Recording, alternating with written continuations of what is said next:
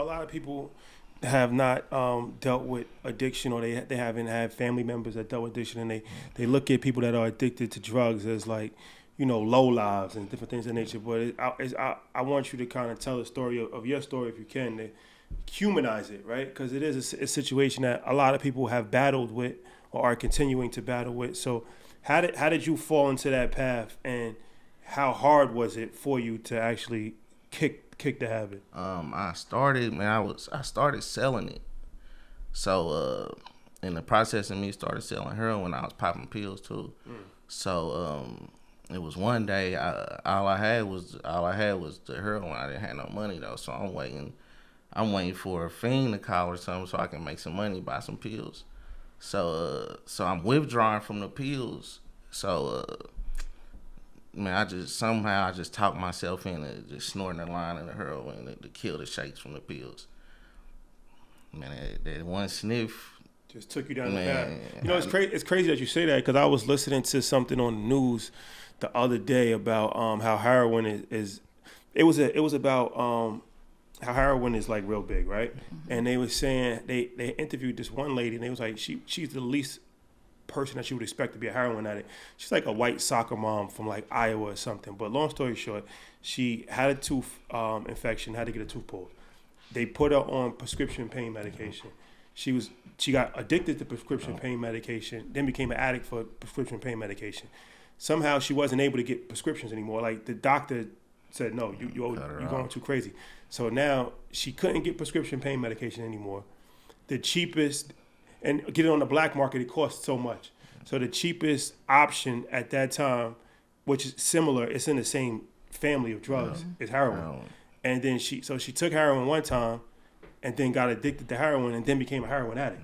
Yeah. So it's like you can see how, like, and it's crazy, like that's the same story. It's just it's different paths as well. But it started with prescription, which people probably thinking, okay, that's how it most likely happened though. The prescription. Yeah. From what I experienced, I got family members, car accidents, all kind of stuff. Just man, that stuff it's power. I can't believe it's still legal. Man. Yeah. Like it's the most addictive drug, right? This is like, I used to teach this lesson. Like people are like, no, it's marijuana, it's alcohol. I'm like, those are probably the most commonly used, but the most addictive, what it does to your body is heroin, because once you use it within 24 hours, it's withdrawal, which is not common for most drugs.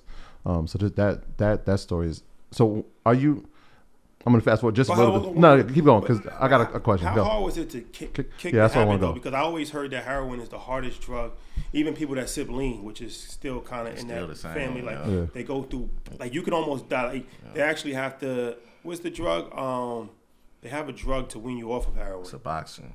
That, and then also methadone. Yeah, methadone too. And it's like, because it's like you could literally, your body can go in shock. You can actually die from withdrawals. But they addicted to them too though. The Suboxone, methadone. It's still addictive because it's still making you feel the same as opioids. So how hard was it to? It was hard, like throwing up and stuff. Like I had to go to jail. That's how I did it. Like I've been in rehab like 5 times. I done tried I never tried methadone, but I tried the Suboxone. It's a strip you take to put on your tongue.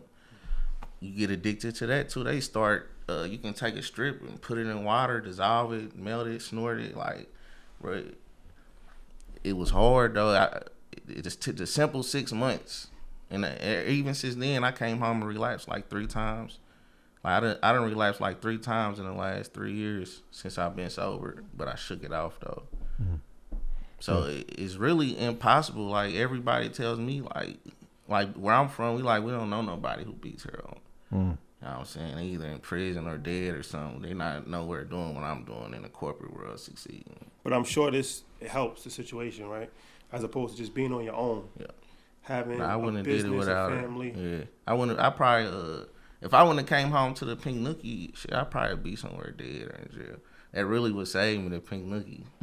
Shout out to Brianna. I saw the tap, man. I saw that tap. Yeah, shout out to. But I mean, this is all new for you, right? Yeah. You're coming home to Pink Nookie, but you starting Pink Nookie is new. So this entrepreneurial journey, like, what has that been like from the start? Did you feel that angst? Like, because everybody thinks I'm gonna be an entrepreneur. It's gonna be great. I'm gonna make money. We're gonna make thousands of dollars. We're gonna vacation when we want. We're gonna earn our leisure. No. That's not really how it goes. It was not how it went at all. And I never expected myself to be an entrepreneur. Like, I feel like I was pushed into this. Losing my job, what am I supposed to do? You know, I do have a product that was making money. But it was just, I guess, second nature to be able to provide for my family. But it's been rough. I've lost friends. People who haven't even shot Pink Nookie will form this opinion and they'll post on the internet to try to bash me and bash my brand. And the reason Ricky and I started being so open about our story was because people started telling it for us. So why not just tell it the right way? Let us do it. So then now you don't have anything else to say. Like, okay, yes, he was on heroin. Yes, I stayed with him. Yes, if you say so, I was done. Whatever you want to say.